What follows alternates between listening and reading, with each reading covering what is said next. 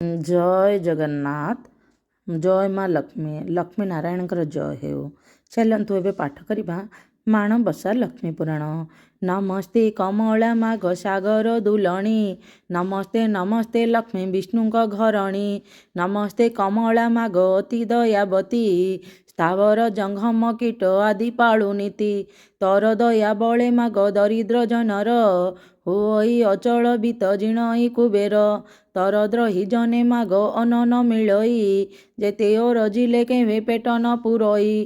तहर चरित मन देई जे शुणई, किय बा भक्ति भावे सर्वदा गुणई। ताहार दरिद्रपण जाए दूर होई, सर्वदा ताकु प्रसन्न हेउ महामाई।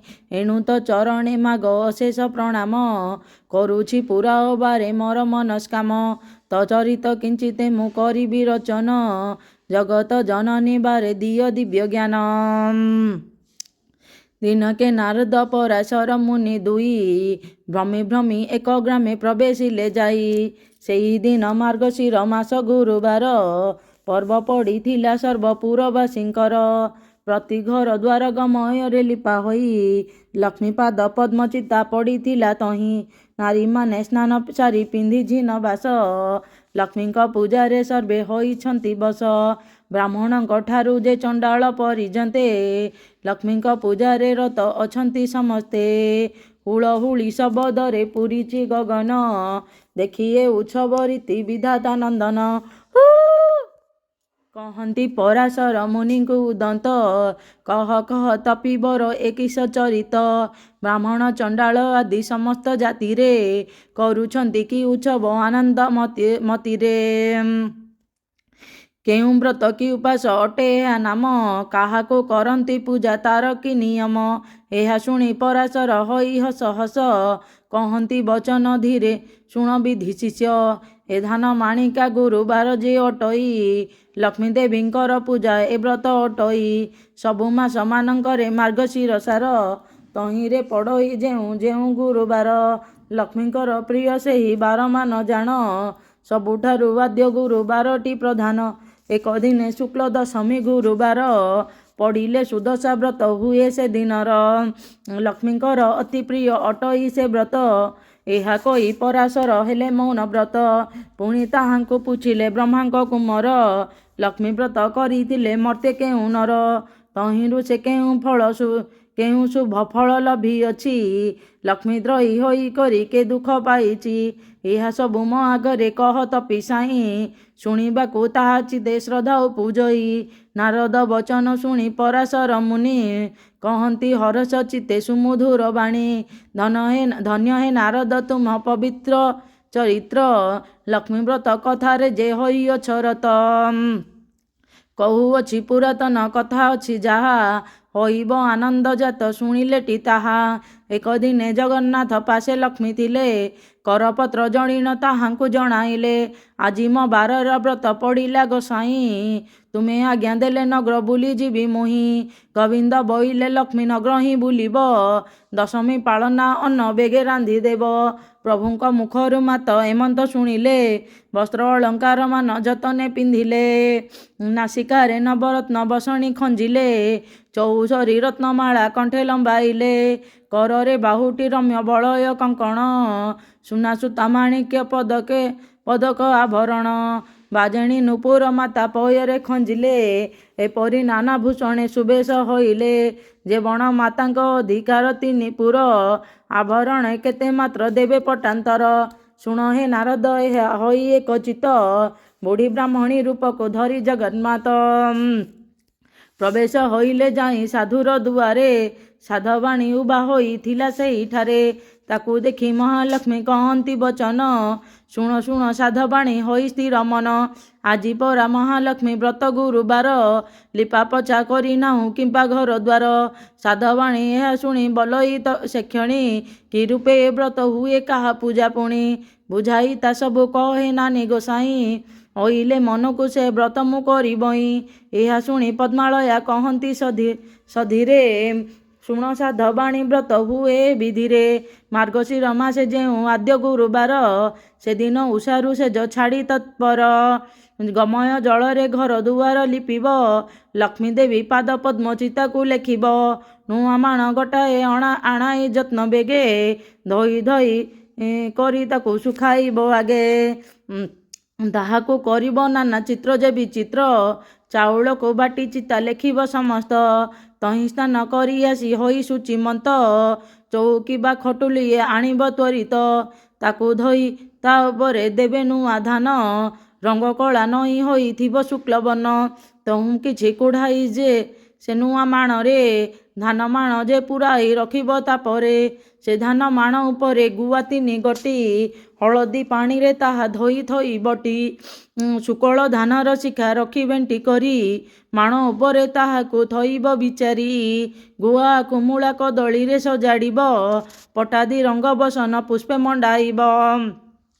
ତହୁଁ ଆବାହନ ମହାଲକ୍ଷ୍ମୀଙ୍କୁ କରିବ।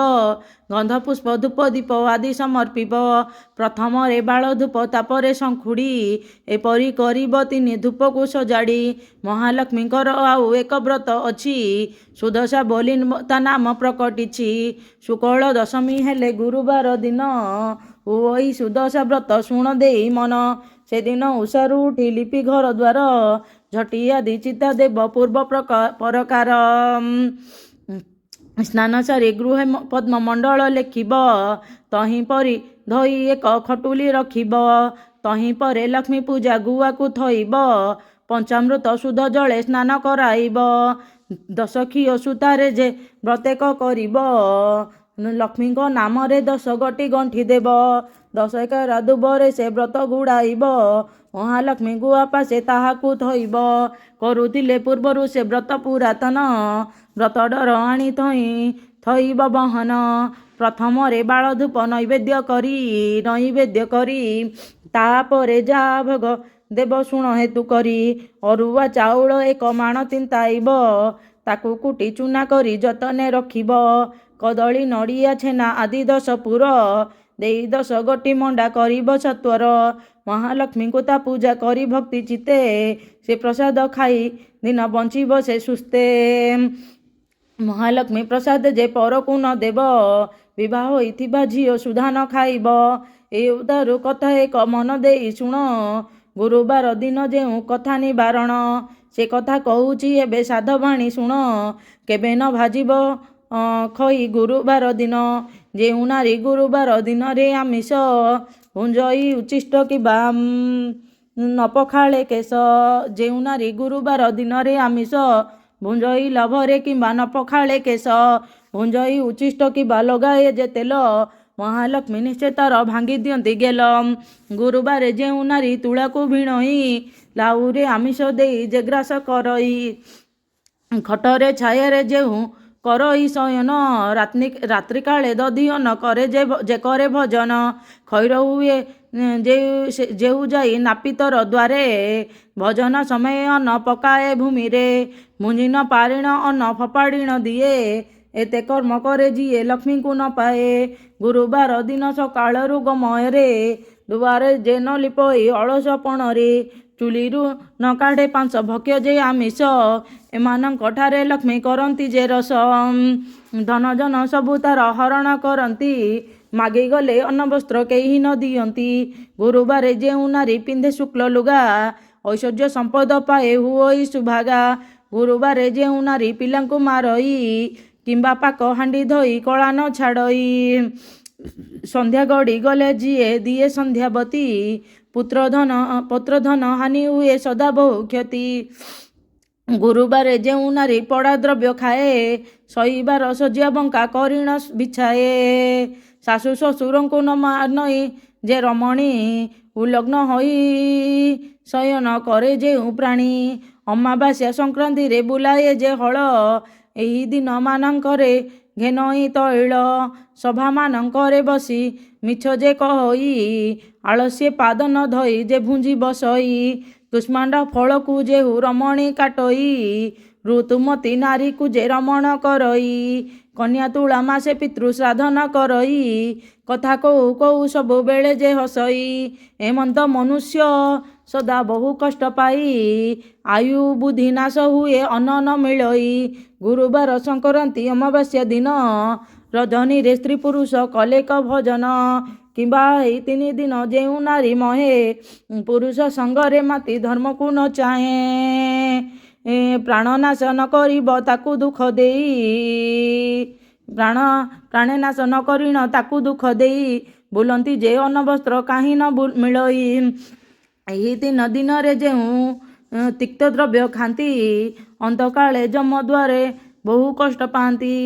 ଏହି 3 ଦିନ ଯେ ନାରୀ କରଇ ହବିଷ୍ୟ ଦୁଃଖୀ ରଙ୍କି ଦେଖି ଦାନ କରଇ ବିଶେଷ କରେ ଲକ୍ଷ୍ମୀ ବ୍ରତ ଲକ୍ଷ୍ମୀ ବାରେ ଉପବାସ ବଢ଼ଇ ତାହା ଧନ ଜନ ଆୟୁ ଯଶ ସକାଳ ସେଜରୁ ଉଠି ଯେ ମୁଖ ନ ଧୁଏ ତା ମୁଖ ଯେ ଜନ ଦେଖେ ତାର ଶୁଭ ନୁହେଁ ରାତ୍ରି ଶେଷେ ବାସି ସେ ଯେ କରେ ଶୟନ ତା ଗୃହକୁ ଲକ୍ଷ୍ମୀ ତ୍ୟାଗ କରନ୍ତି ବହନ ଆସନ ବିନା ଯେ ଭୂମି ପରେ ବସି ଖାଏ କିବା ଯେ କୁମାରୀ ସଙ୍ଗତରେ କାମ ମହେ ଦକ୍ଷିଣ ପଶ୍ଚିମ ମୁଖେ ଯେ ଭୁଞ୍ଜି ବସଇ ଏମାନଙ୍କ ପାଶୁ ଲକ୍ଷ୍ମୀ ଯାନ୍ତି ଦୂର ହୋଇ ସନ୍ଧ୍ୟାରେ କୁଣ୍ଡାଇ କେଶ ବାନ୍ଧେ ଯେଉଁ ନାରୀ କେବେ ନ ଦେଖନ୍ତି ଲକ୍ଷ୍ମୀ ତାହାର ଯେ ଶିରୀ ଭଜନ କରି ଯେ ମୁଖ ସଦନ ନ କରେ ଭଜନ କରଇ ଯେଉଁ ଅନ୍ଧକାର ଘରେ ଯେଉଁ ନାରୀ ନିଜ ପତି ଠାରେ ରସ ବହେ ସ୍ୱାମୀ ଯାହା ବୋଲେ ତାହା ନ କରେ କେବେ ପରପୁରୁଷରେ ଯେଉଁ ହୋଇଥାଏ ରତ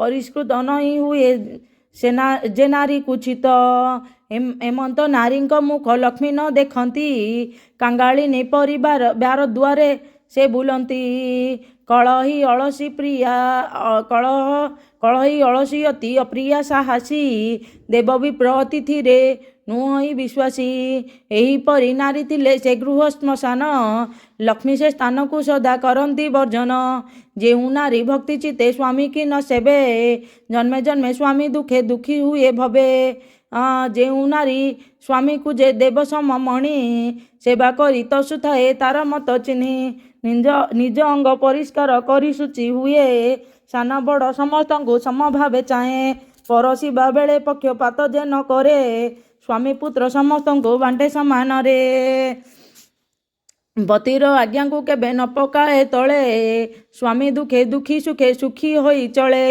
ଏମନ୍ତ ନାରୀର ଗୃହ ଲକ୍ଷ୍ମୀ ନ ଛାଡ଼ନ୍ତି ତାର ଦୁଃଖ ନୟନରେ କେବେ ନ ଦେଖନ୍ତି ଏ ମର୍ତ୍ତ୍ୟ ମଣ୍ଡଳେ ସେହି ନାରୀ ସୁଖ ପାଏ ପତି ପୁତ୍ର କନ୍ୟା ଓ ଐଶ୍ୱର୍ଯ୍ୟ ସୁଖ ପାଏ ଅନ୍ତକାଳେ ବୈକୁଣ୍ଠେ ଲକ୍ଷ୍ମୀଙ୍କ ସାଙ୍ଗରେ ଅନୁକ୍ଷଣେ ମଜି ରହେ ପ୍ରମୋଦ ରଙ୍ଗରେ ସଧବ ନାରୀର ପତି ବିନା ନାହିଁ ଗତି ତପ ଜପ ଦେବ ପୂଜା ତାହାର ଅନୀତି ପତି ସେବା ଛାଡ଼ି ବୃଥା ବ୍ରତ ଯେ କରଇ ଜନ୍ମ ଜନ୍ମାନ୍ତରେ ବାଲ୍ୟ ବିଧବା ହୁଅଇ ଯେଉଁ ନାରୀ ଆନନ୍ଦରେ ଅତିଥି ସେ ବଇ ପୁଣ୍ୟବତୀ ବୋଲି ତାକୁ ପୁରାଣରେ କହି ଏମନ୍ତ ପ୍ରକାରେ ଯେଉଁ ନାରୀ ବା ପୁରୁଷ ଆପଣାର କୁଳ ଧର୍ମ ନ ଛାଡ଼ନ୍ତି ଲେଶ ସଦାବେଳେ କରନ୍ତି ଉତ୍ତମ ଆଚରଣ ଶ୍ରୀଲକ୍ଷ୍ମୀ ତାହାଙ୍କ ପାଦେ ମିଳନ୍ତି ତକ୍ଷଣ ପତି ସେବା ବିନା ନାହିଁ ନାରୀଙ୍କର ଗତି ପତି ପ୍ରାଣା ନାରୀ କରେ ଦେବଲୋକ ଗତି ନାରୀଙ୍କର ଲକ୍ଷ୍ମୀ ବ୍ରତ ପତି ସେବା ବିନା ଅନ୍ୟ ଦେବ ପୂଜା ତୀର୍ଥ ଯାତ୍ରା ବିଡ଼ମ୍ବନା ପତି ସେବା ବର ଜିଜେ ମାତ ଗୌରବରେ ଗୁରୁବାରେ ଲକ୍ଷ୍ମୀ ବ୍ରତ ସେଉ ଯଦି କରେ ତାହାର ନୁହଁ ଭଲ ଜନମେ ଜନମେ ଦୁଃଖ ଶୋକ ରୋଗ ଭୋଗ ସଂସାରରେ ସେ ଭ୍ରମେ ଏମନ୍ତ ତିଆରି ସାଧ ବାଣିକି ବହିଲେ ଆଜିଠାରୁ ଲକ୍ଷ୍ମୀ ବ୍ରତ କର ଯା ବହିଲେ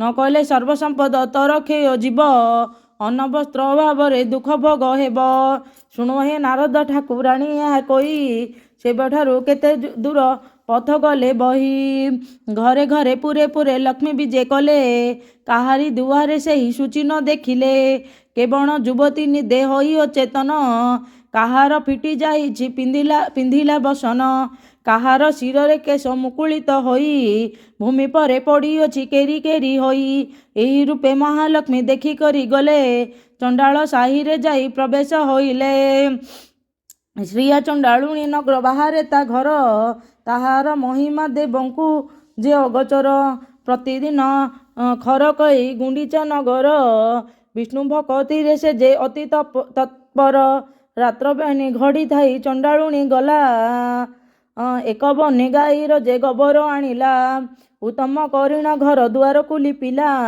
ଅରୁଆ ଚାଉଳ ବାଟି ଘରେ ଝଟି ଦେଲା, ସଳଖ ଠିକରି ଦିବ୍ୟ ପଦ୍ମେକ କାଟିଲା। ଦଶମୁଖୀ ଦୀପାବଳି ମଣ୍ଡଳେ ଥୋଇଲା, 10 ବର୍ଣ୍ଣ ଫଳମୂଳ ମଣ୍ଡଳେ ବାଢ଼ିଲା। ସୂତା 10 ଖିଅ ନେଇ ମଣ୍ଡଳେ ଥୋଇଲା, ଅନର ଚଞ୍ଚଳେ ପୁଣି ବେଗେ ଚଳିଗଲା। ଅରୁଆ ଚାଉଳ ଆଉ ଦୁବ 10 କେରା, ତାହା ନେଇ ଚଣ୍ଡାଳୁଣୀ ମଣ୍ଡଳେ ତୋଇଲା। ଧୂପ ଦୀପ ନୈବେଦ୍ୟ ଗନ୍ଧ ପୁଷ୍ପ ଦେଲା, ଲକ୍ଷ୍ମୀ ନାରାୟଣ ବୋଲି ସୁମରଣା କଲା। ନମସ୍ତେ ନମସ୍ତେ ମାଗ ହରିଙ୍କ ଘରଣୀ, ମୁହିଁ ଛାରହୀନ ଜାତି ନ ଜାଣଇ ପୁଣି। ଚଣ୍ଡାଳ ସାହିରେ ଘର ପୁଣି ଚଣ୍ଡାଳୁଣୀ, କିଞ୍ଚିତେ ଭକତି ମୋର ଘେନ କମଳିନୀ। ଦାଣ୍ଡେ ଦାଣ୍ଡେ ଯାଉଥିଲେ ବିଷ୍ଣୁ ପାଟରାଣୀ, ସହି ନ ପାରିଲେ ଚଣ୍ଡାଳୁଣୀର ଦଇନୀ। ପଦ୍ମଫୁଲ ଦେଖି ତାଙ୍କ ବଳିଲା ଶରଧା, 2 ପାଦ ଦେଇ ମାତା ପଦ୍ମେ ହେଲେ ଉଭା। ଚଣ୍ଡାଳୁଣୀ ଘର ଗୋଟି ପାଇଲା କସଭା, ଲକ୍ଷ୍ମୀ ବିଜେ କରିଛନ୍ତି କି ଉପମା ଦେବା। ବୋଇଲେ ଚଣ୍ଡାଳୁଣୀ ମାଗି ଘେନ ବର, ପ୍ରସନ୍ନ ହୋଇଲି ଦୁଃଖ ନାସିବି ତହର। ଚଣ୍ଡାଳୁଣୀ କହୁଛନ୍ତି ଶିରେ କର ଦେଇ, କି ବର ମାଗିବି ମାଗ ମାଗି ନ ଜାଣଇ। ଗଗଷ୍ଟକୁ ଦେବ ମୋର ଲକ୍ଷେ ପଦ୍ମ ଗାଇ, କୁବେର ସମାନ ଧନ ମାଗ ଦେବୁ ମାଗ ତୁହି। କଳକୁ ନନ୍ଦନ ଯେ ହସ୍ତକୁ ସୁନା ବାହି, 4 ଯୁଗେ ବସିବି ଅମର ବର ପାଇ। ଲକ୍ଷ୍ମୀ ଶୁଣି ହଇଲେ ତୁ ହୋଇଛୁ କି ବାଇ, ଏ ସମସ୍ତ ବର ତତେ ଦେଇ ତ ପାରଇ। ଅମର ବର ଦେବାକୁ ଶକ୍ତି ନାହିଁ ମୋର, ଏ ବର ମାଗିଲୁ ତୁ କେମନ୍ତ ପ୍ରକାର। ଯେତେ ଦିନ ଜୀଇଥିବୁ ଐଶ୍ୱର୍ଯ୍ୟ ଭୁଞ୍ଜିବୁ, ଅନ୍ତକାଳେ ଯାଇ ବିଷ୍ଣୁ ପଞ୍ଜରେ ପଶିବୁ। ମୋର ଏ ବ୍ରତ କରୁଥିବୁ ସବୁଦିନ, ଲକ୍ଷ୍ମୀ ନାରାୟଣ ପାଦେ ଥିବ ତୋର ମନ। ଶୁଣ ହେ ନାରଦ ଏଣେ ହରିବଳ ରାମ, ମୃଗୟା ବିନୋଦେ ଯାଇଥିଲେ ଘର ବନ। ଯୋଗ ବଳେ ବଳରାମ ଏ କଥା ଜାଣିଲେ, ଡାକି କରି ଶ୍ରୀହରିଙ୍କୁ ଏମନ୍ତ କହିଲେ। ଦେଖ ଦେଖ କହ୍ନାଇ ତ ଭାରି ଯା ଆଚାର, ଉଭାଇ ଅଛନ୍ତି ଯେ ଚଣ୍ଡାଳୁଣୀ ଘର। ହାଡ଼ି ଘରେ ଥିବ ଲକ୍ଷ୍ମୀ ପାଣ ଘରେ ଥିବ, ସ୍ନାନ ନ କରିଣା ବଡ଼ ଦେଉଳେ ପଶିବ। ଏହି ରୂପେ ସବୁଦିନେ ଦେଉଳେ ପଶୁଛି, 2 ଗୋଟି ଭାଇଙ୍କୁ ବିଟାଳ କରାଉଛି। ଦରିଦ୍ର ଭଞ୍ଜିନୀ ନାମ ଯେଣୁ ଅଛି ବହି, ଦରିଦ୍ର ମାନଙ୍କ କଷ୍ଟ ନ ପାରଇ ସହି। ସୁଦଶା ନାମକ ଅଟ ବ୍ରତ ଯେ ତାହାର, ଏ ବ୍ରତେ ଚଣ୍ଡାଳୁଣୀ ପୂଜଇ ପୟର। ଭାରିଜାରେ କାର୍ଯ୍ୟ ଯେବେ ଅଛି ରେ କହ୍ନାଇ, ଚଣ୍ଡାଳ ସାହିରେ ନଗ୍ର ତଳ ବେଗେ ଯାଇ। ଆମ ବାକ୍ୟ ମାନି ତାକୁ ଦିଅ ଘଉଡ଼ାଇ, ଏପରି ଘରଣୀ ଥିଲେ ଭଲ ଗତି ନାହିଁ। ଗୋବିନ୍ଦ ବୋଇଲେ ଭାଇ ଘଉଡ଼ାଇ ଦେବା, ଲକ୍ଷ୍ମୀ ପରା ଭାରିଜାକୁ ଆଉ ନ ପାଇବା। ସେ ଦୋଷ କରିଛି ଯେବେ ଏମନ୍ତ କରିବା, ସ୍ୱର୍ଗପୁର ଲୋକଙ୍କୁ ଡକାଇ ଅଣାଇବା। 5 ଲକ୍ଷ ଟଙ୍କା ଦେଇ ଜାତି କରାଇବା, ଆଉ ବେଳେ ତାର ଯଦି ଅନୀତି ଦେଖିବା। ଦେଉଳ ଭିତରୁ ତାକୁ ଦେବା ଘଉଡ଼ାଇ, ଏ କଥା ପ୍ରମାଣ ତୁମେ ଶୁଣ ଜ୍ୟେଷ୍ଠ ଭାଇ। ନ ଜାଣି ଯେ ଦୋଷ କଲେ ସିନ୍ଧୁରାଜ ଜେମା, 12 ମାତ୍ରେ ଭାଇ ତାଙ୍କ ଦୋଷ କର କ୍ଷମା।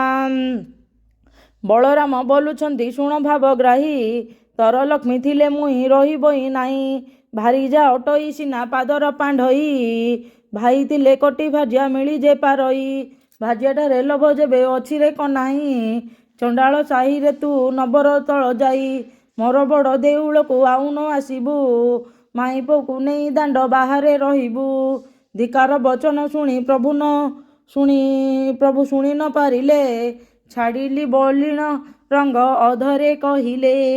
ଦେଉଳର ସିଂହଦ୍ୱାରେ ପ୍ରବେଶ ହୋଇଲେ, ଊର୍ଦ୍ଧ୍ୱମୁଖ ହୋଇ ପ୍ରଭୁ ନିଶ୍ୱାସ ଛାଡ଼ିଲେ। ଶୁଣ ହେ ନାରଦ ତେଣେ ଶ୍ରିୟା ଚଣ୍ଡାଳୁଣୀ, ପୂଜା କରୁଥିଲା ଲକ୍ଷ୍ମୀଙ୍କର ପାଦବେନି। ତାହାର ପୂଜାରେ ଲକ୍ଷ୍ମୀ ସନ୍ତୁଷ୍ଟ ହୋଇଲେ, ଯାଚିଣ ଅନେକ ବର ପ୍ରଦାନ କରିଲେ। କୁଟୀର ଖଣ୍ଡିକ ଥିଲା ବଲୁରୀର ବାସ, ଲକ୍ଷ୍ମୀ ଦୟା କଲେ ତାକୁ ଚନ୍ଦନ ଉଆସ।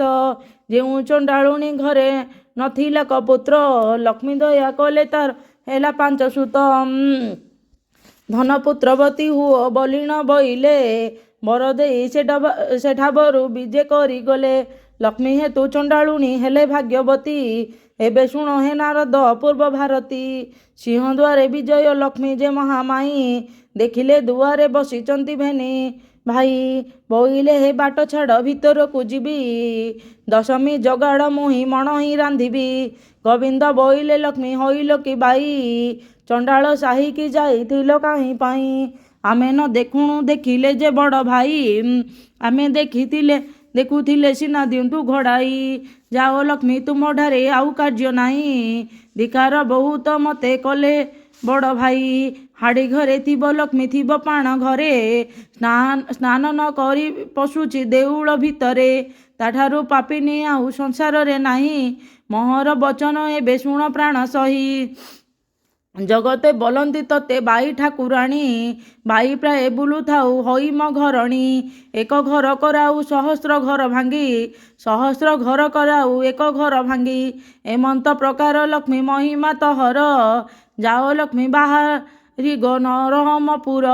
ତହଠାରେ କୋପ କରିଛନ୍ତି ବଡ଼ ଭାଇ। ଲକ୍ଷ୍ମୀ ଦେବୀ କହୁଛନ୍ତି ଠାକୁରଙ୍କୁ ଚାହିଁ।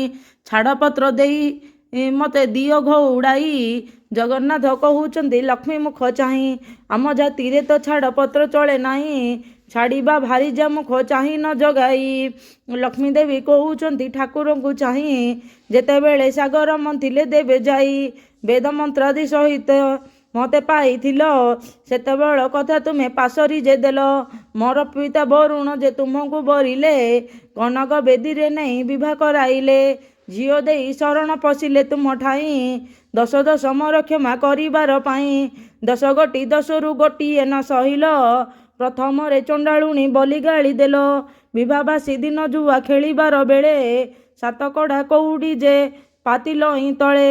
ତୁମେ ଢାଳି ଦିଅ ନାଥ ମହରି ହସ୍ତରେ। ସୁବର୍ଣ୍ଣ କଉଡ଼ି ମୁହିଁ ଜାକିଲଇଁ କରେ। ଛଡ଼ାଇ ନ ପାରି ତୁମେ ବ୍ରହ୍ମାଣ୍ଡ ଠାକୁର। ମତେ ବୋଇଲ ଯା ଇଚ୍ଛା ମାଗି ଘେନବର। ଯାହା ମନ ବାଞ୍ଛକ କରିବୁ ବୋଇ ଦେଇ। ତାହା ମୁଁ ଅବଶ୍ୟ ଦେବି ଶୁଣ ପ୍ରାଣ ସହି। କରପତ୍ର ଜଡ଼ିନ ମୁଁ ବୋଇଲି ଉତ୍ତର। ସାବଧାନ ହୋଇ ଶୁଣ ବ୍ରହ୍ମାଣ୍ଡ ଠାକୁର। ଅଷ୍ଟଦିନେ ପଡ଼ିବ ମୋହର ଗୁରୁବାର। ପଡ଼ି ଚରଚିବି ମୁହିଁ ସଭିଙ୍କର ଘର। ପଡ଼ି ଚରଚିବି କୀଟୁ ବ୍ରହ୍ମ ପରିଜନ୍ତେ। ଏହି ଦୋଷ ମୋର ପ୍ରଭୁ ନ ଧରିବ ଚିତେ। ହେଉ ବୋଲି ଶ୍ରୀମୁଖରେ ଆଜ୍ଞା ଅଛ ଦେଇ। ଏବେ କିମ୍ବା ସତ୍ୟ ଭଗ୍ନେ ହେଉଛ ଗୋସାଇଁ। ଜଗନ୍ନାଥ କହୁଛନ୍ତି କପବର ହୋଇ।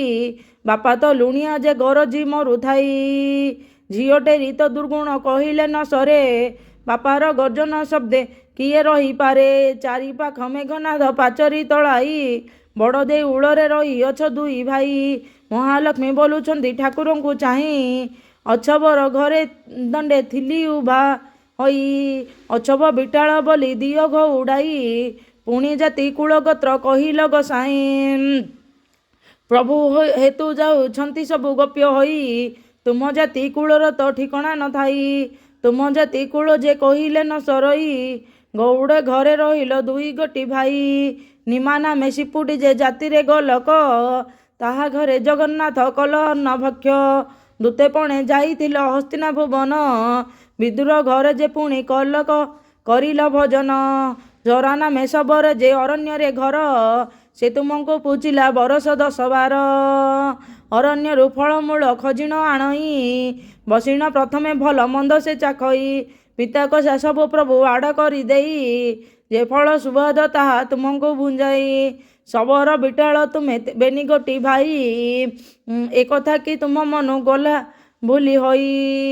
ଆପଣେ ପାତକୀ କିମ୍ପା ପର ନିନ୍ଦା କର। ପାପ ପୁଣ୍ୟ ଦୁଇ କଥା ବିଚାର ନ କର। ଭାରି ଯେ ଦୋଷ କଲେ ପତିତାସ ହୋଇ। ଏକ ଅପରାଧେ ପ୍ରଭୁ ଭୃତ୍ୟ କି ତେଜଇ। କିମ୍ବା ନ କର ପ୍ରଭୁ ଏମନ୍ତ ବିଚାର।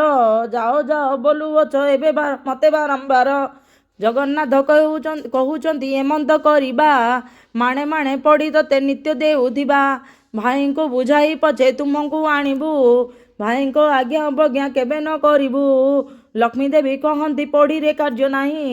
ଅନାଥ ଅରକ୍ଷ ପ୍ରାୟ ଯାଉଅଛି ମୁହିଁ। ରାଣ୍ଡି ଅଲକ୍ଷଣୀ ଝିଅ ମୁହିଁ ଯେ ନୁହଁଇ।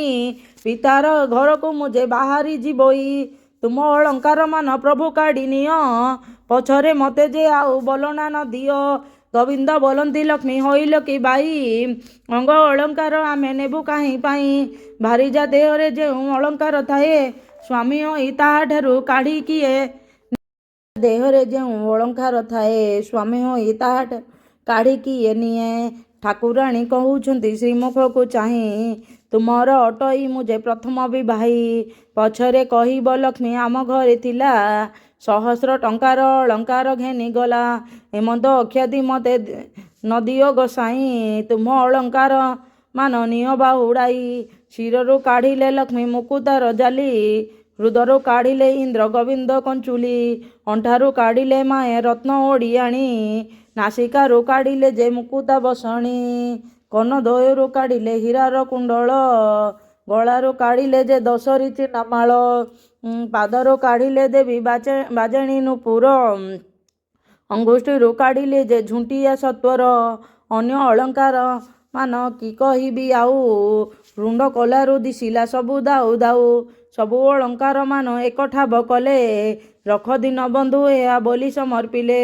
ଗୋବିନ୍ଦ କହନ୍ତି ଏହା କି କରିବୁ ନେଇ, ଆମର ଏ ଅଳଙ୍କାରେ ପ୍ରୟୋଜନ ନାହିଁ। ଗୃହସ୍ଥ ହୋଇନ ଯେବେ ଭାର୍ଯ୍ୟକୁ ତେଜଇ, 6 ମାସକୁ ଭାତ ଲୁଗା ଲେଖି ନ ଦିଅଇ। ଏହି ଅଳଙ୍କାର ସବୁ ତୁମେ ଘେନି ଯାଅ, ବିକି ଭାଙ୍ଗି କରି ଭାତ ଲୁଗା କରୁଥାଅ। ଲକ୍ଷ୍ମୀ ଦେବୀ କହୁଛନ୍ତି ପ୍ରଭୁ ମୁଖ ଚାହିଁ, ସାବଧାନ ହୋଇ ଶୁଣ ବ୍ରହ୍ମାଣ୍ଡ ଗୋସାଇଁ। ମୋର ତୁଲେ ଆଉ ଯେଉଁ ଭାରିଜା ଆଣିବ, ଏହି ସବୁ ଅଳଙ୍କାର ତାହାଙ୍କୁ ଯେ ଦବ। ମୁହିଁ ଯାଉ ଅଛି ହୀନ ଅରକ୍ଷିତ ହୋଇ, ମୋର ଅଭିଶାପ ଘେନ ପ୍ରଭୁ ଭାବଗ୍ରାହୀ। ସତ ଯଦି ଚନ୍ଦ୍ର ସୂର୍ଯ୍ୟ ହୁଅନ୍ତି ଆତଜାତ, ତୁମକୁ ନ ମିଳୁ ଅନ୍ନ ନ ମିଳୁ ଆହେ ଜଗନ୍ନାଥ। 12 ବର୍ଷ ଯାଏଁ ତୁମେ ଦରିଦ୍ର ହୋଇବ, ଅନ୍ନ ବସ୍ତ୍ର ଜଳ ଯେ ତୁମକୁ ନ ମିଳିବ। ମୁହିଁ ଚଣ୍ଡାଳୁଣୀ ଯେବେ ଟେକି ଦେବି ଅନ୍ନ, ଭଜନ କରିବ ତେବେ କାଳିୟ ଗଞ୍ଜନ। ଏତେ ବୋଲି ଲକ୍ଷ୍ମୀ ଦେବୀ ଶାପ ଦେଇ ଗଲେ, ଦେଉଳୁ ବାହାର ହୋଇ କେତେ ଦୂର ଗଲେ। ଏହା ଦେଖି ଦାସୀମାନେ ସଙ୍ଗେ ଗୋଡ଼ାଅନ୍ତି, ଦାସୀଙ୍କୁ ଅନାଇ ଲକ୍ଷ୍ମୀ ଦେବୀ ବୋଲୁଛନ୍ତି, ମୁହିଁ ଯାଉ ଅଛି ହୀନ ଅଲକ୍ଷଣୀ ହୋଇ, ମୋର ପଛେ ତୁମମାନେ ଆସୁଛ କିମ୍ପାଇଁ। ଏହିପରି ହୋଇ ଯେବେ ପିତା ଘର ଯିବି, 4 ଦିନ ମାତ୍ରେ ତହିଁ ରହି ନ ପାରିବି। ଜଗନ୍ନାଥ ପ୍ରାୟ ବନ୍ଧୁ ପିତା ଘର ଯିବେ, ତାଙ୍କୁ ଦେଖି ପିତା ମତେ ସମର୍ପଣ ଦେବେ। ଶାପ ଦେବା ଫଳ ମୋର ହେବ କାରଣ, ଦରିଦ୍ର ନହିବେ ପ୍ରଭୁ ଦେବ ଭଗବାନ। ଏତେ ବୋଲି ଲକ୍ଷ୍ମୀ ଦେବୀ ମନେ ଚିନ୍ତା କଲେ, ବିଶ୍ୱକର୍ମାକୁ ଯେ ମାଏ ମନେ ସୁମରିଲେ। ବୈକୁଣ୍ଠପୁରରେ ବିଶ୍ୱକର୍ମା ରହିଥିଲା, ସ୍ମରଣ ମାତ୍ରକେ ଲକ୍ଷ୍ମୀ ଛାମୁରେ ମିଳିଲା। କିସ ଆଜ୍ଞା ହେଉ ମତେ ଲକ୍ଷ୍ମୀ ମହାମାଇ, ଶୁଣି ଆଜ୍ଞା ଦେଲେ ବିଶ୍ୱକର୍ମାକୁ ଯେ ଚାହିଁ। ଚଣ୍ଡାଳୁଣୀ କହି ପ୍ରଭୁ ଦେଲେ ଘଉଡ଼ାଇ, ପାରିବୁ କି ଖଣ୍ଡିଏ କୁଢ଼ିଆ ତଳି ଦେଇ। ଆଜ୍ଞା ମାତ୍ରେ ବିଶ୍ୱକର୍ମା ବେଗେ ଚଳିଗଲେ, 3 କୋଶ ପ୍ରମାଣେ ଉଆସ ତଳାଇଲେ। ସୁବର୍ଣ୍ଣର କାନ୍ଥମାନ ସବୁ ଘରେ କଲେ, ହୀରା ନୀଳା ମାଣିକ୍ୟାଦି ଆଦି ଖଞ୍ଜାଇଲେ। ଗଣ୍ଠିସ୍ଥଳେ ଅନେକ ମୁକୁତା ଲଗାଇଲେ, ପ୍ରବାଳର ସ୍ତମ୍ଭମାନ ତହିଁରେ ରଚିଲେ। ପୁର ଦେଖି କମଳିନୀ ସନ୍ତୁଷ୍ଟ ହୋଇଲେ, ବିଶ୍ୱକର୍ମାକୁ ବହୁତ ପ୍ରଶଂସା ଯେ କଲେ। ବୈକୁଣ୍ଠପୁରକୁ ବିଶ୍ୱକର୍ମା ଚଳିଗଲେ, ଅଷ୍ଟବେତାଳକୁ ଡାକି ଦେବୀ ଆଜ୍ଞା ଦେଲେ। ଅଷ୍ଟବେତାଳରେ ତୁମେ ମନ୍ତ କରିବ, ପ୍ରଥମେ ରୋଷେଇଶାଳେ ଯାଇଣା ପଶିବ। 60 ପଉଟି ଭୋଗ ଭୁଞ୍ଜିବ ଯେ ତହିଁ, 13 ପଉଟି ବ୍ୟଞ୍ଜନ ଖାଇବ ହର୍ଷ ହୋଇ। ଶାଗ ମୁଗ ମଧୁରୁଚି ତିକ୍ତ କାଞ୍ଜିରାଇ, ଆମ୍ବିଳ ଖାଇବ ଖଣ୍ଡ ସାକର ମିଶାଇ। ଅମୃତ ମଣୋହି ମାନ ଭୋଜନ କରିବ, ହାଣ୍ଡି ମାନ ନେଇ ଏକ ଠାବେ କଚାଡ଼ିବ। ତହୁଁ ଯାଇଣ ଭଣ୍ଡାର ମଧ୍ୟରେ ପଶିବ, 52 କୋଟି ଭଣ୍ଡାର ବହିଣ ଆଣିବ। କାଣି କଉଡ଼ି କଡ଼ାକର ଦ୍ରବ୍ୟ ନ ରଖିବ, ସବୁ ବହି ଆଣି ମୋର ପାଶେ ସମର୍ପିବ। ବେତାଳ ବୋହିଲେ ମହାଲକ୍ଷ୍ମୀ ମୁଖ ଚାହିଁ, କେମନ୍ତ କରିଣ ତହୁଁ ଆଣିବୁ ବୁହାଇ।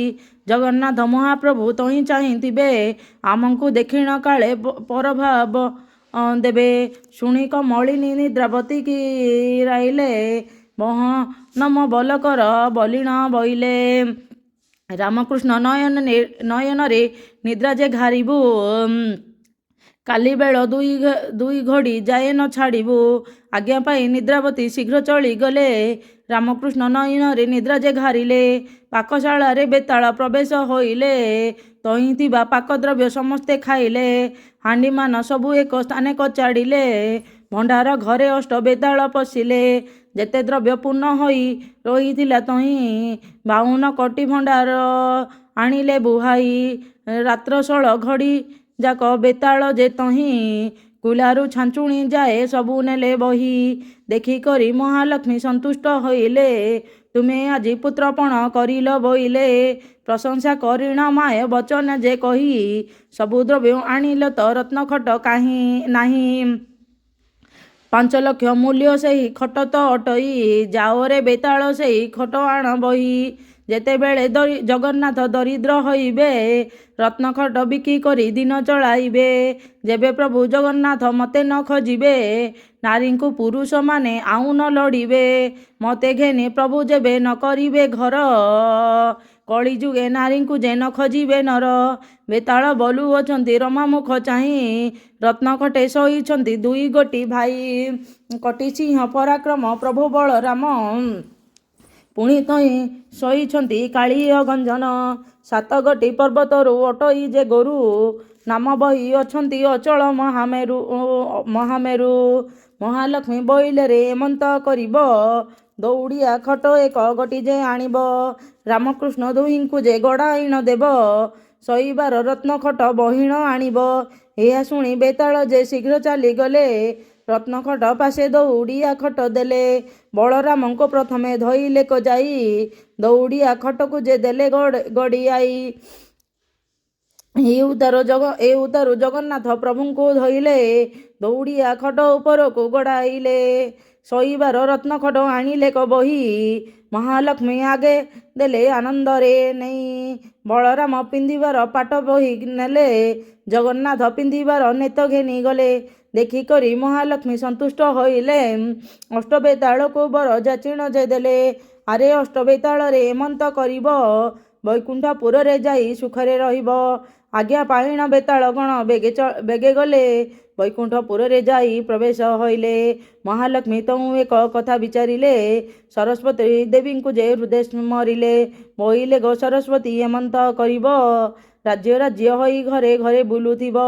ସର୍ବଦ୍ୱାରେ ଜଗନ୍ନାଥ ବୁଲିବେଟି ଯାଇ। ସର୍ବକଣ୍ଠେ ସରସ୍ୱତୀ ବିଜେ କର ତୁହି। ଅନ୍ନ ପାଣି କେହି ତାଙ୍କୁ କିଛି ହିଁ ନ ଦେବେ। ଏତେ ଦୁଃଖ ପାଇଲେ ସେ ମତେ ସୁମରିବେ। ଆରାମଦାୟିନୀ ରାତ୍ରି ସୁଖରେ ପାଇଲା। ଦିନ 2 ଘଡ଼ିକରେ ନିଦ୍ରା ଯେ ଭାଙ୍ଗିଲା। ବଳରାମ କହୁଛନ୍ତି ଶୁଣରେ କହ୍ନାଇ ଗହଳ ଚହଳ ଆଜି କିଛି ଶୁଭୁ ନାହିଁ। ମୁଦିର ତ ପଣ୍ଡାର ତ ତୁଣ୍ଡ ଶୁଭୁ ନାହିଁ। ଦାସୀ ପରିବାରୀ ଯେ ପରିଛା ଗଲେ କାହିଁ। ଶ୍ରୀମୁଖ ପକଳିବାକୁ ଜଳ ନ ମିଳଇ କି ବୁଦ୍ଧି କରିବା ଏବେ କହରେ କହ୍ନାଇ। ଜଗନ୍ନାଥ କହୁଛନ୍ତି ଶୁଣ ଜ୍ୟେଷ୍ଠ ଭାଇ। ଲକ୍ଷ୍ମୀ ଛାଡ଼ିଗଲାରୁ ଯେ ଏମନ୍ତ ହୁଅଇ। ବଳରାମ କହୁଛନ୍ତି ଶୁଣରେ କହ୍ନାଇ ଭାର୍ଯ୍ୟଚାର ଏମନ୍ତକୁ କହୁଅଛୁ ତୁହି।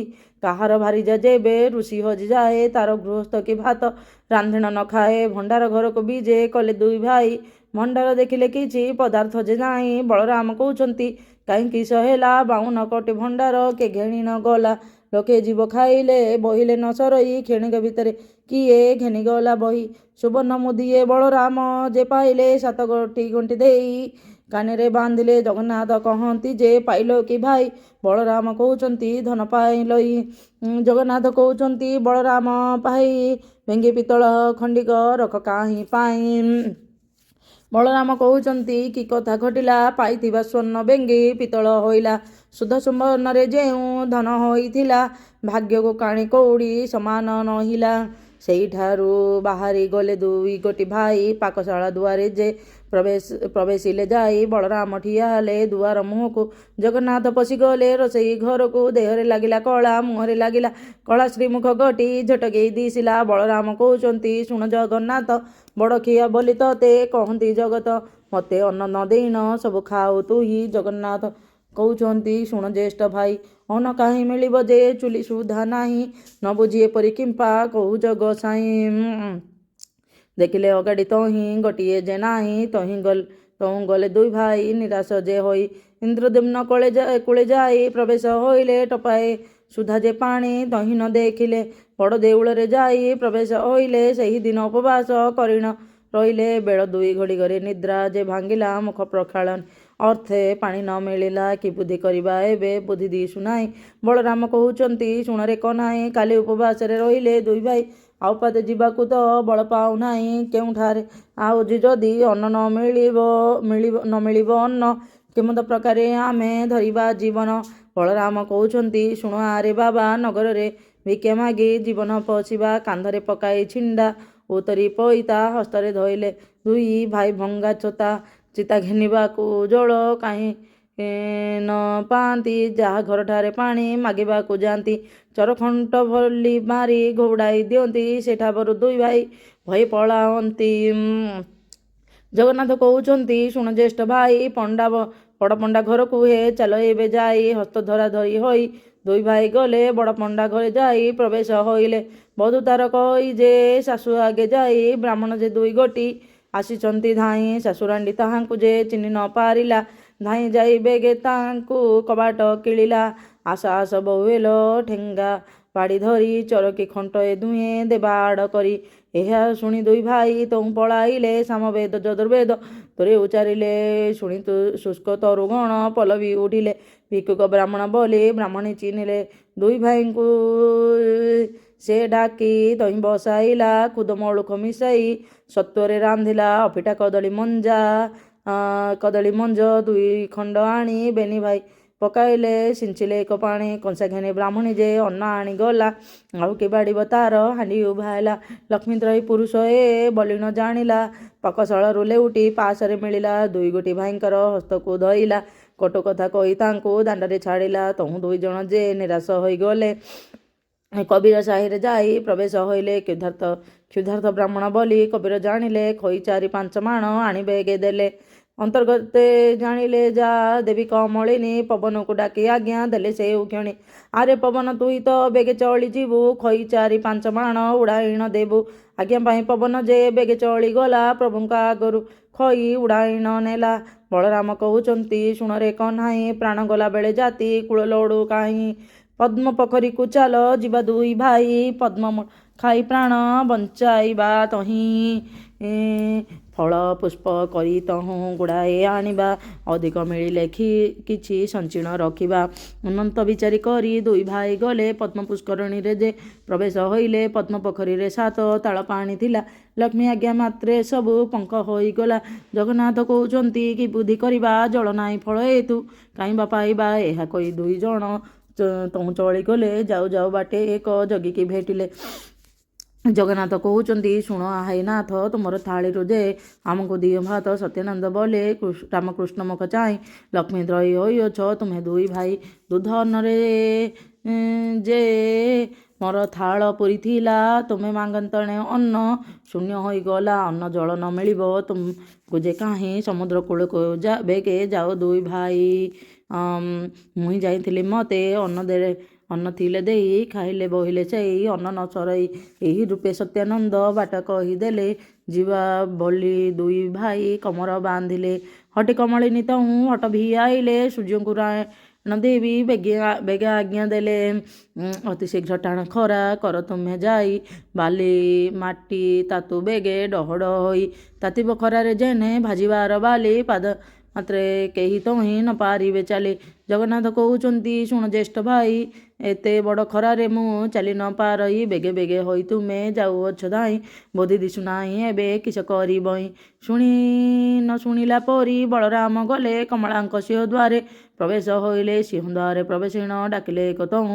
ଡାକ ଶୁଣି ଦାସୀମାନେ ଅଇଲେ 1 ତେହୁଁ। କେଉଁ ଦାସୀ କହୁଅଛି ଶୁଣ ଆଗ ସହି। ଏପରି କାଙ୍ଗାଳ ମୁହିଁ ଯେ କାହିଁ ଦେଖି ନାହିଁ। ଏହିପରି ମୋଟା ହୋଇ ଗୋଟାଏ 1 ଥିଲା। ଆମ ଠାକୁରାଣୀଙ୍କୁ ଯେ ଘରୁ ତଡ଼ି ଦେଲା। ଏହି ରୂପେ ଦାସୀମାନେ କୁହାକୁହି ହେଲେ। ବେକରେ ହାତ ଦେଇଣ ଦାଣ୍ଡରେ ଛାଡ଼ିଲେ। ବଳରାମ ପ୍ରଭୁ ତହୁଁ ଲେଉଟି ଆଇଲେ। ଜଗନ୍ନାଥ ଠାକୁରଙ୍କୁ ବାଟରେ ଦେଖିଲେ। ବଳରାମ କହୁଛନ୍ତି ଶୁଣରେ କହ୍ନାଇ, ଦାସୀମାନେ ଆସି ମତେ ଦେଲେ ଘଉଡ଼ାଇ। ଜଗନ୍ନାଥ କହୁଛନ୍ତି କି ବୁଦ୍ଧି କରିବା, କେମନ୍ତ ପ୍ରକାରେ ଆମେ ଜୀବନ ଧରିବା। ଆଉ ଥରେ ଚାଲ ବେନି ଭାଇ ଫେରିଯିବା, ବିନୟ କରିଣ ଅନ୍ନ ଦାସୀଙ୍କୁ ମାଗିବା। ବଳରାମ କହୁଛନ୍ତି ପଛେ ଆମେ ଥିବୁ, ଆଗରେ ଥାଇଣ ଅନ୍ନ ତୁଇ ଯେ ମାଗିବୁ। ଏତେ କହି ସିଂହ ଦ୍ୱାରେ ପ୍ରଭୁ ବିଜେ କଲେ। ମନ୍ଦିରରେ ସଭା ଦେଖି ଆଶ୍ଚର୍ଯ୍ୟ ହୋଇଲେ। ଜଗନ୍ନାଥ ପ୍ରଭୁ ଦୁହୁଁ ହେମନ୍ତ ଶୁଣିଲେ, ଅହଙ୍କାର ଶବଦ କରି ବେଦ ଧ୍ୱନି କଲେ। ଋକ୍ସାମ ଯଦୁଜେ ଅଥର୍ବଚାରୀ ବେଦ, ବ୍ରହ୍ମାଣ୍ଡ ପୁରୀ ଉଠିଲା ଗହ ଗହ ନାଦ। ପଲଙ୍କ ଉପରେ କମଳା ଯେ ଶୋଇଥିଲେ, ନିସ୍ତରିଲି ବୋଲି ଇଣ ବଇଲେ। କୋଟି କୋଟି ଜନ୍ମର ପାତକ ହେଲା କ୍ଷୟ, ମୋର ଘରେ ବିଜେ କଲେ ପ୍ରଭୁ ଦେବରାୟ। ପଚାର ଦାସୀ ପଚାରଲ ଯାଇ, କିସ ମାଗୁଛନ୍ତି ଯେ ବ୍ରାହ୍ମଣ ଭେନି ଭାଇ। ଚାଲିଯାଇ ମୁଦୁସୁଲି ତାଙ୍କୁ ପଚାରିଲେ, କି ମାଗୁଛ ପଣ୍ଡାମାନେ କହ ତୁମେ ଭଲେ। ଜଗନ୍ନାଥ କହୁଛନ୍ତି, ଦାସୀ ମୁଖ ଚାହିଁ ଅନ୍ନ ଗଣ୍ଡା ଏକ ତୁମେ ପାରିବ କି ଦେଇ। ଏମନ୍ତ ଶୁଣିନ ଦାସୀ ମାନେ ଚଳିଗଲେ ଲକ୍ଷ୍ମୀ ଠାକୁରାଣୀ ଆଗେ। ବେଗେ ସେ ବଇଲେ ଦାସୀଙ୍କ ମୁଖରୁ ଯେ ଏମନ୍ତ ବାକ୍ୟ ଶୁଣି ମନେ ବିଚାର କରନ୍ତି ଲକ୍ଷ୍ମୀ ଠାକୁରାଣୀ। ଏ କଥା ଅଛ ଚଣ୍ଡାଳୁଣୀ ମୁହିଁ, ଏବେ ଦାସୀ ମାନେ ଲପଚାର ବେଗେ ଯାଇ ବ୍ରାହ୍ମଣ ହୋଇ ମୋ ଘରେ କି ଖାଇବେ। ଚଣ୍ଡାଳୁଣୀ ଅନ୍ନ ଖାଇ ଅପବାଦ ନେବେ। ଦ୍ରବ୍ୟ ତାଙ୍କୁ ଛୁଇଁ ନ ଜଗାଇ, ଜାଣୁ ମୁଁ କେମନ୍ତ ପ୍ରକାରେ ଦେବଇଁ।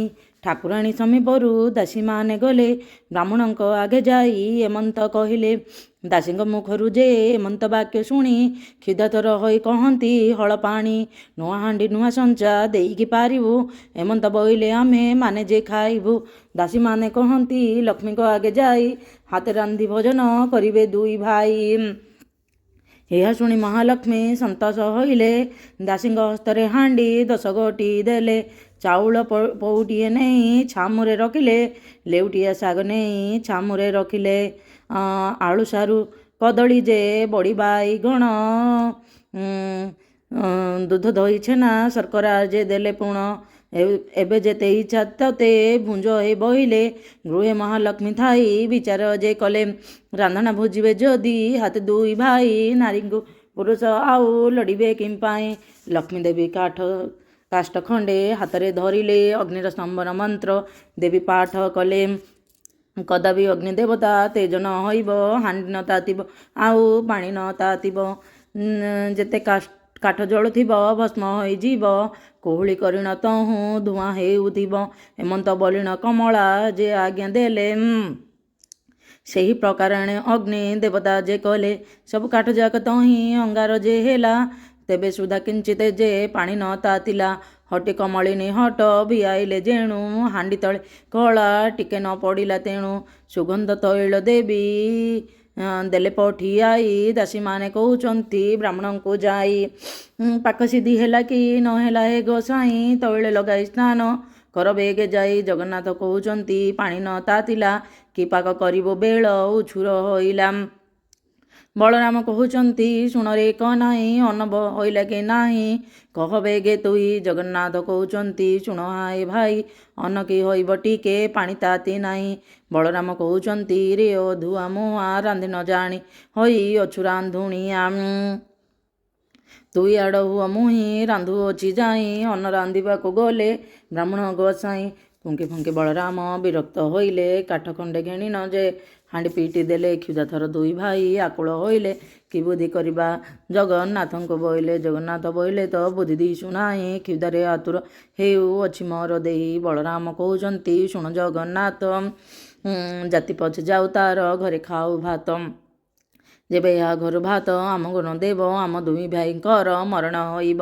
ଲେଉଟିଣ ଦାସୀ ଯାଇ ଲକ୍ଷ୍ମୀକୁ କହିଲେ, ବ୍ରାହ୍ମଣ ତ ହାଣ୍ଡି ଭାଙ୍ଗି ଫୋପଡ଼ାଇ ଦେଲେ। ଏହା ଶୁଣି ମହାଲକ୍ଷ୍ମୀ ମନେ ଚିନ୍ତା କଲେ, କେତେ ଦୁଃଖ ଦିନ ବନ୍ଧୁ ଦୁହେଁ ଯେ ପାଇଲେ। ସୁବର୍ଣ୍ଣର ଚଟୁଗଟି ହାତରେ ଧଇଲେ, ରୋଷେଇଶାଳାକୁ ଲକ୍ଷ୍ମୀ ନିଜେ ବିଜେ କଲେ। ପ୍ରଥମେ ରାନ୍ଧିଲେ ମାଏ ବଗଡ଼ା ଯେ ଅନ୍ନ, ମୁଗ ମଧୁରୁଜି କ୍ଷୀର ନାନାଦି ବ୍ୟଞ୍ଜନ।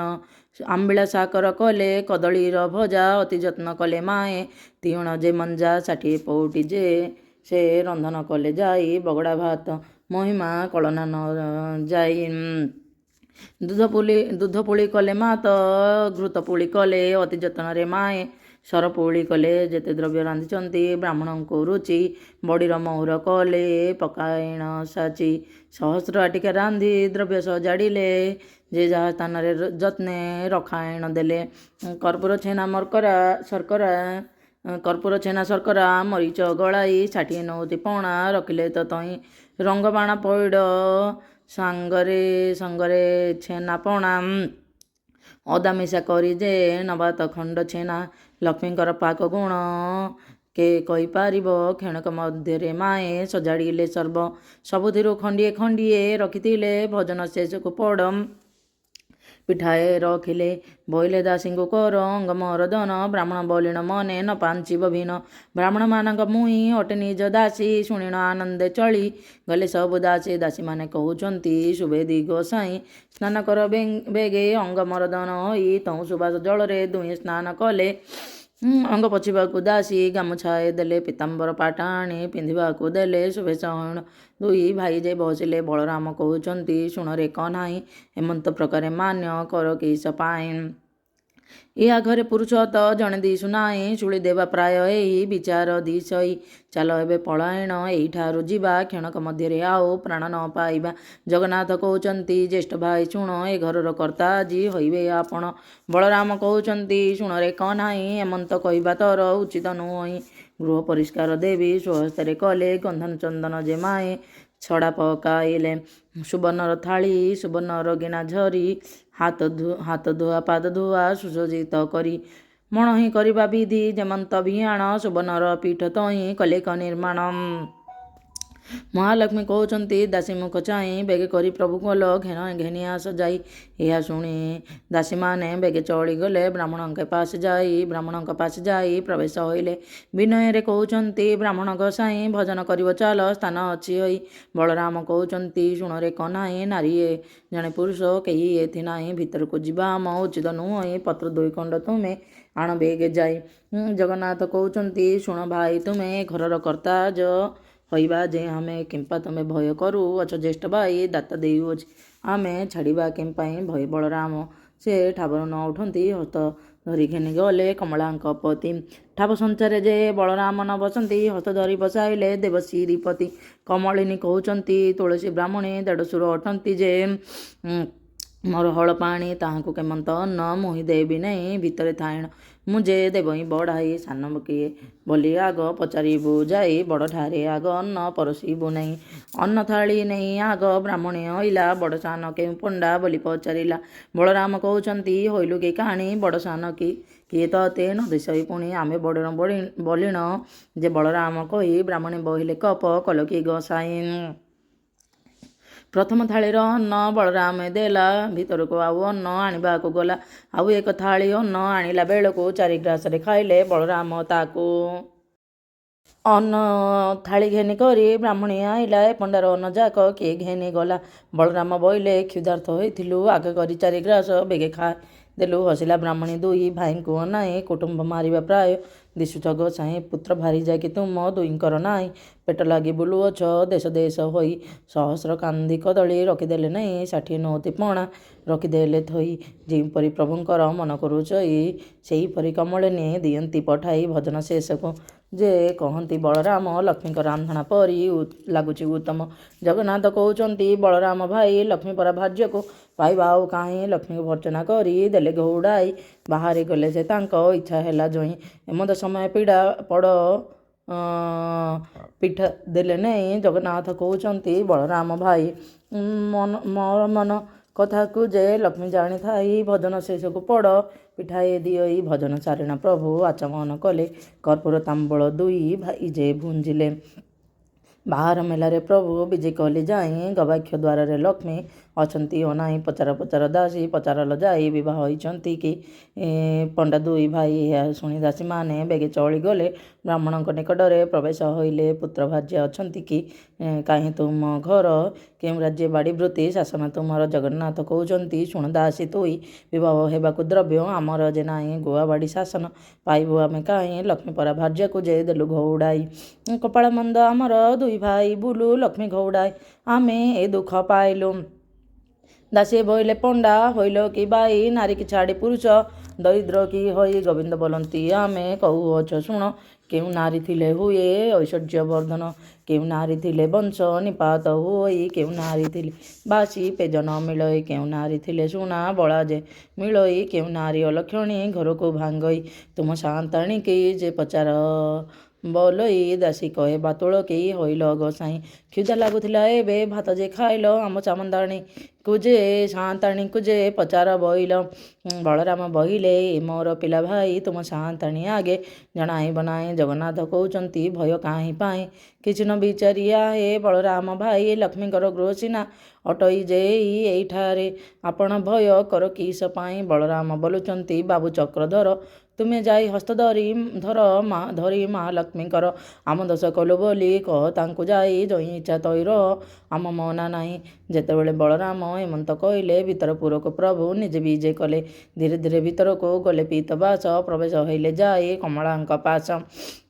ପାଣି ଝରି ଘେନି କରି କମଳା ଓଇଲେ ହରଦାସେ ପ୍ରଭୁଙ୍କର ମୁଖକୁ ଚାହିଁଲେ ଅତି ଯତ୍ନରେ ଦେଲେ ପାଦ ପଦ୍ମ ଧୋଇ ଥବାଏ ପାଦ ଉଦକ ମସ୍ତକେ ଲଗାଇ କିଛି ପାଦ ଦକ ଲକ୍ଷ୍ମୀ ଗର୍ଭକୁ ଖେପିଲେ ପଞ୍ଚବର୍ଣ୍ଣ ପୁଷ୍ପେ ପାଦ ପଦ୍ମ ପୂଜା କଲେ। ମହାଲକ୍ଷ୍ମୀ କହୁଛନ୍ତି ପ୍ରଭୁଙ୍କୁ ଅନାଇ ଚଣ୍ଡାଳୁଣୀ ବୋଲି ମତେ ଦେଲ ଗଉଡ଼ାଇ। ଚଣ୍ଡାଳୁଣୀ ଘରେ ଏବେ ଭୁଞ୍ଜିଲ ଗୋସାଇଁ।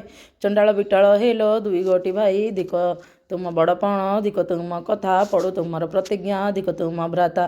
ମହାଲକ୍ଷ୍ମୀ ଏ ପ୍ରକାର ବହୁ ଧିକାରିଲେ କାଳି ଗଞ୍ଜନ ଶୁଣି କିଛି ନ କହିଲେ। ମହାମାଇଁ ବୋଇଲେ ହେ ଶୁଣ ମୋ ବଚନ ମୋର କିସ କାର୍ଯ୍ୟ ତୁମେ କହେ ବହନ କିଛି କ୍ଷଣ ଉତାରୁ। ବୋଇଲେ ଜଗନ୍ନାଥ ଏବେ ମନ ମାନ ତେଜ ଜଗତର ମାତ।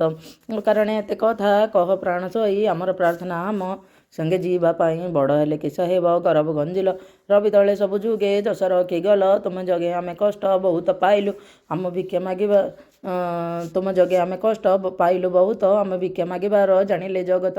ତୁମ ଯଶ କୀର୍ତ୍ତି ଏବେ ଜଗତେ ରହିଲା ଆମକୁ ଅନ୍ନ ଦେବାର ଜଗତେ ଶୁଣିଲା। ଗୁରୁବାର ଦିନ ଏ ପୁରାଣ ଯେ ଶୁଣିବ ଜନ୍ମ ଜନ୍ମାନ୍ତର ପାପ ତାର କ୍ଷୟ ହେବ। ଲକ୍ଷ୍ମୀ ପୂଜା ଦିନ ଏହା ଯେ ନାରୀ ଗାଇବ ଇଏ ଜନ୍ମେ ପ୍ରତିବ୍ରତା ବୈକୁଣ୍ଠକୁ ଯିବ। ଯଦିବ ନାରୀକୁ କେହି ମୁଖେ ବୁଝାଇବ ତାହାର ସୁକୃତ ଆଉ କେ କହିପାରିବ। ଏତେ କହି ଗୋବିନ୍ଦ ଧଇଲେ ଲକ୍ଷ୍ମୀ ହସ୍ତ ଜଗତମାତା କହିଲେ କର ତୁମ୍ଭେ ସତ୍ୟ। ଚଣ୍ଡାଳ ବ୍ରାହ୍ମଣ ଯାଏ ଖୁଆଖୁଇ ହେବେ ସମସ୍ତେ ଖାଇଣ ହସ୍ତେ ଜଳେ ନ ଧୋଇବେ।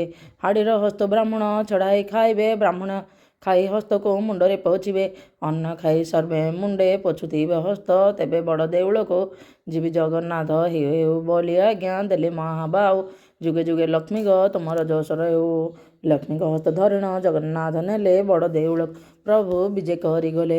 ଲକ୍ଷେ ଚନ୍ଦ୍ର ଉଦିଆ ଯେ ବ୍ରାହ୍ମରେ ଜଳଇ ଦେଉଳକୁ ବିଜେ କଲେ ବ୍ରହ୍ମାଣ୍ଡ ଗୋସାଇଁ। ଇନ୍ଦ୍ର ଡାକୁଛନ୍ତି ଦେବ ମଣିମା ମଣିମା ବ୍ରହ୍ମା ଡାକୁଛନ୍ତି ଦେବ ଗୁହାରି ଶୁଣିମା। ବରୁଣ କୁବେର ଯେ ହସ୍ତରେ ବେତ ଧରି ନୃତ୍ୟ କରୁଥିଲେ ଜହିଁ ସ୍ୱର୍ଗ ପସରି। ରମ୍ଭା ଯେ ମେନକା ଆଦି ଆଉ ଚିତ୍ରଲେଖା ତୁଳସୀ ମାଳତୀ ଆଉ ଅନ୍ୟାନ୍ୟ ରସିକା ଚଞ୍ଚଳା ଯେ ମଦାଳସୀ ଆଭର ସୁଶୀଳା ନୃତ୍ୟ ଆରମ୍ଭନ୍ତି ତୁଷ୍ଟ ହୋଇ ସେ ଅବଳା। ବଳରାମ କହୁଛନ୍ତି ଶୁଣରେ କନାଇ ଘରଣୀ ସିନା ସୁନ୍ଦର ଦିଶଇ। ଯେତେବେଳେ ଦାଣ୍ଡେ ଯାଉଥିଲୁ ଦୁଇ ଭାଇ ଚରଖଣ୍ଟ ବୋଲି ଦେଉଥିଲେ ଘଉଡ଼ାଇ। ଆହୁରି କଥାଏ ଶୁଣ ଜଗନ୍ନାଥ ଭାଇ ଲକ୍ଷ୍ମୀ ଏତେ ବଡ଼ ବୋଲି ଏବେ ଜାଣିଲଇ। ଲକ୍ଷ୍ମୀ ଦେବୀ ବିଜେ କଲେ ତାଙ୍କ ଦେଉଳକୁ ଦୁଇ ଭାଇ ବିଜେ କଲେ ବଡ଼ ଦେଉଳକୁ। ଦାସୀ ପରିଚାରୀ ଆଦି କରି ଯେତେ ଥିଲେ ଲକ୍ଷ୍ମୀ ଆସିଲାରୁ ଯେ ସେ ସମସ୍ତେ ଯେ ଅଇଲେ ଲକ୍ଷ୍ମୀଙ୍କୁ ପାଇଣ ଦେବ ଗୋବିନ୍ଦ ଆନନ୍ଦ ସଂସାରରେ ସେଇ ମତେ କଲିକ ଗୋବିନ୍ଦ। ଶୁଣିଲେ ନାରଦ ଏହି ପୁରାତନ ଆଖ୍ୟା ଯାହା ପ୍ରସନ୍ନରେ ପ୍ରଭୁ ମାଗିଲେ ଯେ ଭିକ୍ଷା। ଛାର ଚଣ୍ଡାଳୁଣୀ ଐଶ୍ୱର୍ଯ୍ୟ ଭୋଗ କଲା ଲକ୍ଷ୍ମୀଙ୍କର ସୁଦୟାରେ ମନ୍ତ ହୋଇଲା। ଏ ପୁରାଣ ପଢ଼ିଲେ ଯେ ସର୍ବସିଦ୍ଧି ହୁଏ ସୂର୍ଯ୍ୟୋଦୟ ସମତମ ପାପ କ୍ଷୟ ହୁଏ। ଏ ପୁରାଣ ଯେଉଁମାନେ ପଢ଼ନ୍ତି ଶୁଣନ୍ତି ଲକ୍ଷେ କୋଟି ଗୋଦାନର ଫଳ ଯେ ଲଭନ୍ତି। ଏ ପୁରାଣ ଅଟଇ ଯେ ମୁକ ଧୀର ପଥ ଏହି ଫଳ କଥନରେ କେହେବ ସମର୍ଥ। ଲକ୍ଷ୍ମୀଙ୍କ ପୁରାଣ ହେଉ ସମାପ୍ତ ହୋଇଲା ଭାବେ ବଳରାମ ଦାସ ଗୀତରେ ଗାଇଲା। ଇତି ଶ୍ରୀ ଲକ୍ଷ୍ମୀ ପୁରାଣ ସମାପ୍ତ।